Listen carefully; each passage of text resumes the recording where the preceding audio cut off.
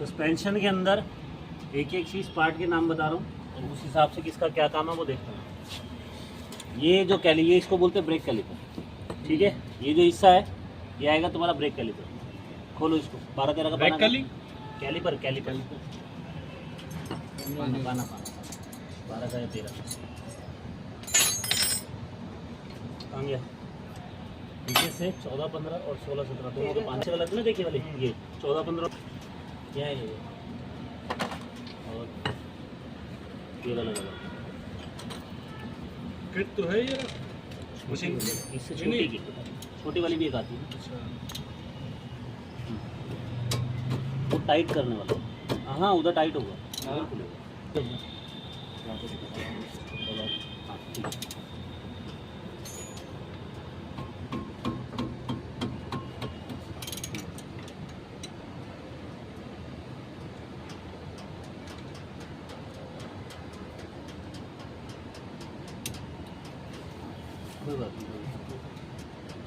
ये कैसा स्विच, ये मैंने तुम्हें बताया था ये 2 साइडेड है, ठीक है। अच्छा इधर करोगे तो ये लूज होगा, इधर करोगे तो टाइट होगा, ठीक है।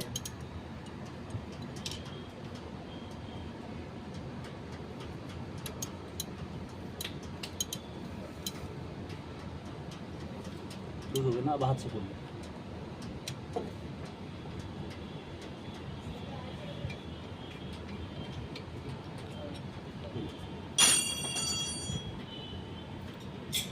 नीचे ये इससे खोल, वाटर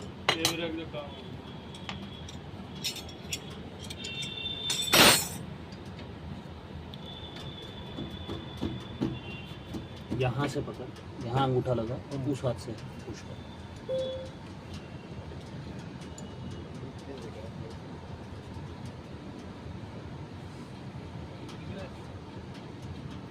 ऊपर से ये वाला भार आना चाहिए, हाँ ये, उसके बाद नीचे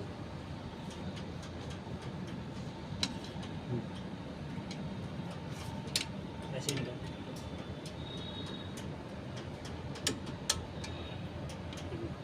ब्रेक का वो कैप होती है, वो कैप को ब्लैक वाली कैप होगी देख, अरे ये वाली कैप तो ये हाँ ये खोल दे, बहुत ना डिजाइन अलग हो, ये सूख गया है पूरा।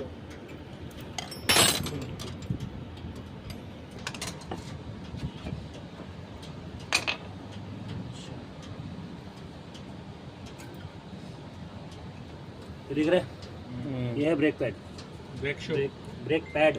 शू नहीं होते, शू पीछे वाले में होते हैं जिसके अंदर ड्रम होता है। जहाँ डिस्क होगी ना वहाँ पर पैड आएंगे, इनको पैड बोलते हैं, ठीक है। इनका एक चीज़ ध्यान रखना, ये जब ख़त्म हो जाते हैं इनका साइज़ यहाँ तक आ जाएगा, इस पॉइंट तक जब ये आ जाते हैं, सिर्फ इतने से रह जाएं पीछे से, आगे का हिस्सा जब ख़त्म हो जाए तो ये ख़राब होगा। इस कंडीशन में ये चेंज होंगे, ठीक है। दूसरा, ये हीट नहीं होने चाहिए, ज़्यादा हीट हो जाएंगे तो ये काम नहीं करेगा, ठीक। इनको बोलते हैं ब्रेक पैड। उसके बाद ये है तुम्हारी ब्रेक डिस्क। ब्रेक डिस्क हमेशा क्लीन मतलब बिल्कुल क्लियर होनी चाहिए। अगर तुम इस पे ऐसे हाथ लगाओगे तो इस पर कट दिखेंगे, दिख रहे, ये हल्के हल्के कट दिख रहे हैं यहाँ पर। ये ज़्यादा नहीं होने चाहिए, अगर ज़्यादा गहरा हुआ तो ये डिस्क खराब है, समझ। इसमें तो ज़्यादा है, हाँ इधर है, ये ऊपर वाला पॉइंट है, हाँ। तो ये डिस्क खराब हो जाती है, ये चेंज होगी, ठीक है। डिस्क चेक करने के सिंपल तरीके, नहीं तो उसके लिए गेज वगैरह बहुत कुछ है, उसका मेजरमेंट निकालो, सब कुछ करो, बहुत टाइम लगता है। सिंपल तरीका, ब्रेक पैड देख लो, अगर ब्रेक पैड यहाँ ये जो कट दिख रहा है, इस कट से थोड़ा सा और पीछे तक आ गए तो ये ख़राब है, ठीक है। और डिस्क में अगर यहाँ पर ज़्यादा गड्ढे नज़र आ रहे हैं, ज़्यादा कटा हुआ है, तो डिस्क भी ख़राब होगी, ठीक है। पैड चेंज करने के लिए सिंपल तरीका है, कैलिपर खोलो, कैलिपर खोला, ब्रेक का ढक्कन खोल देना, ब्रेक की जो ढक्कन होता है ना उसको ओपन करके उसके बाद काम करना, और गाड़ी को बंद रखना, गाड़ी को लॉक कर देना। क्योंकि अगर तुम इस वक्त इस कंडीशन पर अगर ये है गाड़ी और किसी ने भी आके ब्रेक में लत दबा दी तो इसका ये जो बीच की कैलिपर दिख रहा है ना, ये निकल के बाहर आ जाएगा, और ये बाहर आ गया तो पूरा चेंज होगा, ये ठीक नहीं होगा। ये चेंज होगा। हाँ, ये पूरा चेंज होगा। इस पर काम करना सिंपल तरीका है। ब्रेक पैड चेंज करना, ब्रेक पैड निकालो। जब तुम निकालोगे, जैसे ये बाहर आया हुआ हल्का सा, ऐसे ही ये काफ़ी आगे तक बाहर आ जाएगा, क्योंकि जितना घिसेगा उतना ये बाहर आ जाएगा। ठीक है, इसको सिंपल तरीका, जैसे पहले एक पैड यहाँ फंसा दो। इसमें अलग अलग नहीं है, दोनों सेम है? दोनों सेम आए, अलग अलग होते हैं अब आते हैं, पहले सेम एक जैसे ही आते थे, कोई सा भी कहीं भी लग जाता था।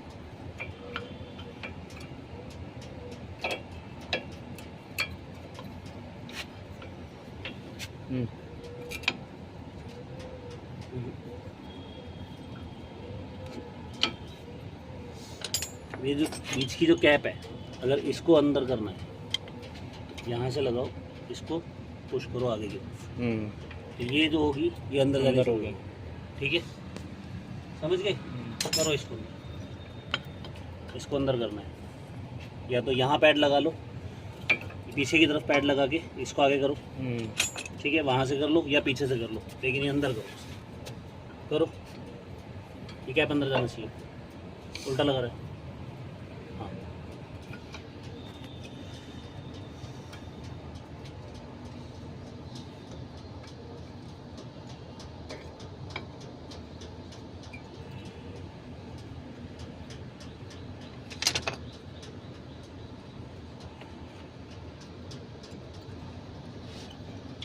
ये भी डालना होगा, ये आएगा नहीं अभी? ऐसे ही रहेगा। बोल्ट में इसको ऊपर ऐसे ही आ जाता है। नीचे वाला बता।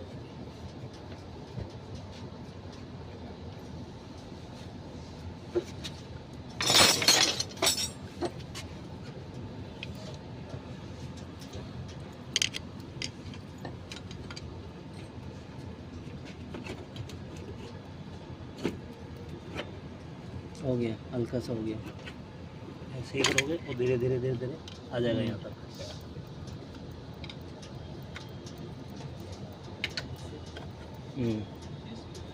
आ गया? हाँ हाँ, हो गया बिल्कुल।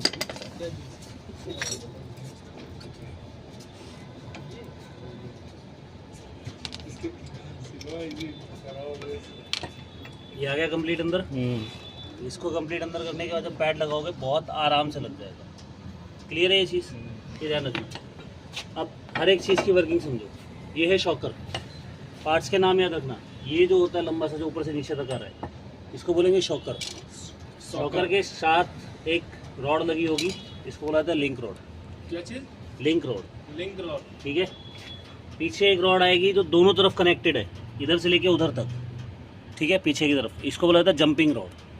अच्छा, ठीक, ये जो है ये दिख रहा है, ये वाला है तुम्हारा स्टीयरिंग रैक, जिससे गाड़ी की जो है स्टीयरिंग मूव होती है, राइट मूव होगी या लेफ्ट मूव होगी, उसका है। ठीक है, नीचे वाले हिस्से को जो यहाँ पर लगा हुआ है, ये क्या करता है, ये टायर को, क्योंकि अगर मान लो ये तुमने कनेक्ट कर दिया, लेकिन टायर अगर कनेक्ट नहीं है तो गाड़ी पे जैसे ही आएगा ये टायर ऐसे हो जाएगी, क्योंकि वजन पड़ती है ये इधर घिस जाएगी। तो इसको रोकने के लिए यहाँ पर इसको बोला जाता है आरम।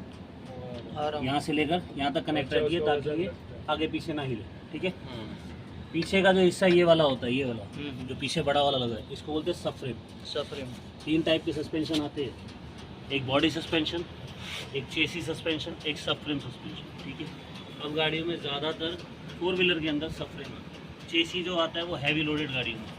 तुमने देखा होगा गाड़ी के पीछे इतने बड़े बड़े लोहे लगे होते हैं, नीचे की तरफ लगे होते हैं ना, उसको बोलते हैं चेसी। चेसी में क्या होता है कि इंजन, गियर बॉक्स, जितना भी है सारी चीज़ें उस चेसी के ऊपर होगी। बॉडी जो अंदर ड्राइवर का कैबिन है वो अलग से निकल जाता है। ट्रकों का देखा ना, जब कोई ख़राब होता है तो क्या करते हैं, वो पूरे का पूरा जहाँ कैबिन होता है उसका वो ऐसे करके लटका देते हैं, निकल जाता है ना, ऐसे ही सेम वो हट जाता है। तो उसको जो सारा सामान जिसके ऊपर होता है उसको बोलते हैं चेसी।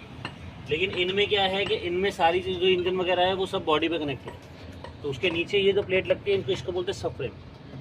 समझ गए? इसमें पूरा सस्पेंशन इसके ऊपर होता है, इंजन इसके ऊपर नहीं होता, इंजन बॉडी पे होता है। ठीक है, उसके बाद ये जो एक रॉड आती है ये, इसको बोलते हैं सर एक्सल। एक्सल क्या करेगा, जहाँ तुमने गियर डाला, इंजन स्टार्ट हुई, गियर डाला, गियर की पावर हमने बताई थी, गियर की पावर निकल के किस में आएगी, डिफरेंशियल में, डिफरेंशियल से एक्सल में, और एक्सल से आएगी सीधा टायर में। ठीक है, ये चीज़ है। ये जितनी भी चीज़ें हैं तुम्हारी, इन सब का एक ही काम है, गाड़ी जो रोड पे चल रही है, जो गड्ढे में जा रही है, जो भी जा रहा है, उसका झटका जो है वो ड्राइवर तक ना पहुँचे, ठीक है। उसको कि अगर वो ज़्यादा इम्पैक्ट पे लगेगा तो वो ज़्यादा हार्म होगा। ये सारी की सारी चीज़ें वाइब्रेशन और शॉक दोनों को एब्जॉर्ब कर लो। ये वाइब्रेशन है, वाइब्रेशन चलते टाइम आती है, खड़ी गाड़ी में वाइब्रेशन नहीं होती, चलते टाइम, रोड पे चलते टाइम, ठीक है। ये काम है इनका सबका। दूसरी चीज़, इन सारे पार्ट्स में, पूरे सस्पेंशन में रबड़ सबसे ज़्यादा होगा। अगर आयरन है तो रबड़ भी है, क्योंकि अगर रबड़ को तुम देखोगे तो रबड़, मान लो अगर ऐसा रबड़ है, तुम रबड़ को पकड़ो, उसको एक तरफ से मोड़ के छोड़ दो, इधर का हिस्सा पूरा हिल जाएगा, लेकिन पीछे का हिस्सा स्टेबल रहता है, वो नहीं हिलता। ऐसे ही होता है ना। तो रबड़ क्या कर रहा है, जितनी वाइब्रेशन तुम यहाँ से दोगे वो आधी से 90% वाइब्रेशन खुद के अंदर एब्जॉर्ब कर लेता है, आगे नहीं देता, इसलिए रबड़ ज़्यादा यूज। ठीक। दूसरी चीज़, गाड़ी चलाते टाइम, जैसे हमने लेफ्ट में टर्न करा, पूरा स्टीयरिंग काट दिया, घूमते टाइम आवाज़ आ रही है, cut cut cut cut cut cut की आवाज़ आती है, कई गाड़ियों में प्रॉब्लम आती है, बहुत सारी है। साउंड मैकेनिकल में सबसे इंपॉर्टेंट है।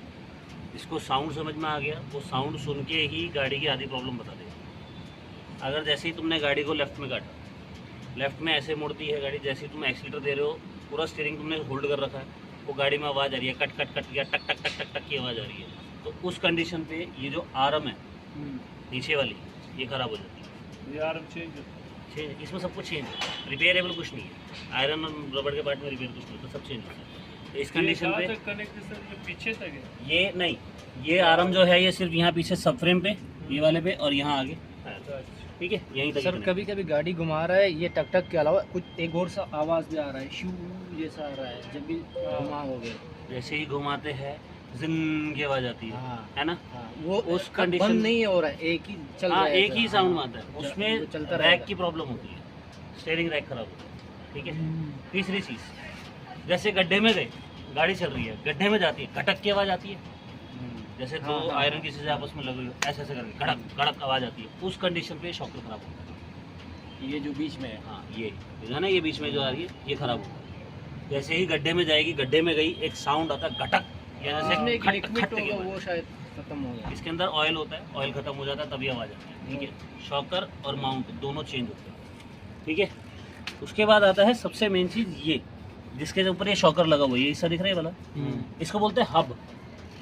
हब का मतलब ये होता है कि सारी चीज़ें जहाँ एक साथ कनेक्टेड होती है, जहाँ सब कुछ एक जगह पर रखा जाता है, उसको बोला जाता है हब, ठीक है। तो इसमें पूरा सस्पेंशन जो होता है वो सिर्फ एक हब के ऊपर कनेक्ट होता है। अब इसमें शॉकर भी हब के साथ कनेक्टेड है, ठीक है, एक्सल भी हब के साथ कनेक्टेड है, स्टीयरिंग रैक भी हब के साथ कनेक्टेड है, तुम्हारा कैलिपर भी हब के साथ है, और आर्म भी जो है वो हब के साथ। सारी चीज़ें किस में कनेक्ट हुई, हब में।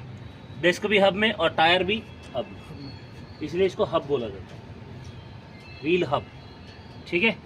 ये चीज़, ये ध्यान रखना। इसमें बहुत सारे ऐसे साउंड हैं जो तुम्हें पहचानने पड़ेंगे, गाड़ी चला जैसे जैसे काम करोगे तुम्हें आगे आगे एक्सपीरियंस होगा, लेकिन कुछ साउंड जो है वो नोट करके रखो। फर्स्ट, गड्ढे में जाने के बाद, जैसी गड्ढे में गई, साउंड आ रहा है घटक, वो शॉकर खराब है, ठीक है।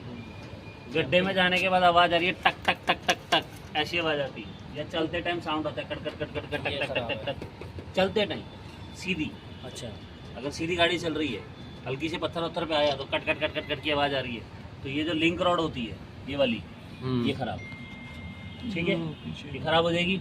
उसके बाद अगर मान लो तुमने राइट में या लेफ्ट में टर्न किया, तो हल्का जो साउंड आएगा, चक चक चक चक चक का जो साउंड आएगा, उसमें रैक खराब है। लेकिन अगर ज़्यादा साउंड आता है, cut cut cut cut cut cut cut cut ऐसे आवाज़ आती है, तो उसमें आर्म खराब हो जाता है, ठीक है, या आर्म खराब हो जाएगा। गाड़ी चलते टाइम चारों में से किसी भी टाइम में गूं की आवाज़ आती है, साउंड आ रहा है गूं, जितनी स्पीड बढ़ा रहे हो उतना साउंड आ रहा है, गूं बढ़ता जा रहा है, उसमें व्हील का बेरिंग खराब है। अब जिस साइड से आ रहा है उस व्हील का बेरिंग खराब है, ठीक है।